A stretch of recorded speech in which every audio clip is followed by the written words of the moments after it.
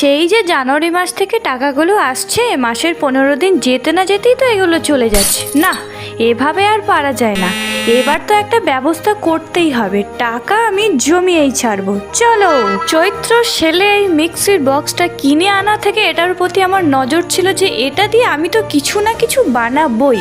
আর আজকের আমার এই পিগি ব্যাংকটার মেন আইডিয়াটা আমি পেয়েছি নীলাঞ্জনাদির কাছ থেকে, মানে এন ডেকরের কাছ থেকে। অনেকে হয়তো ওনাকে চেনেন সেই নারকেলের কঙ্কন বানানো থেকে, তবে উনি একটা ঘাসের বীজ দিয়ে কিছু কানের বানিয়েছিলেন। আমি সেই থেকে ওনাকে চিনি আর ওনার প্রত্যেকটা ভিডিও আমি দেখি। আপনি যদি এই ভিডিওটা দেখে থাকেন তাহলে প্লিজ কমেন্টে জানাবেন আপনার কেমন লাগলো।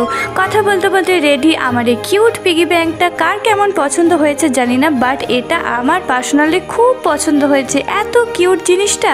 আর এটা শুভ উদ্বোধন করলাম আমার মায়ের হাত দিয়ে। আমার মায়ের এত মজা লেগেছে যে আরও 100 টাকা আমাকে দিয়ে গেল। দেখা যাক এটাকে আমি কত দিনের মধ্যে ভর্তি করতে পারি। তো তোমাদের কেমন লাগলো কমেন্টে জানাও। আজকের মতো টাটা।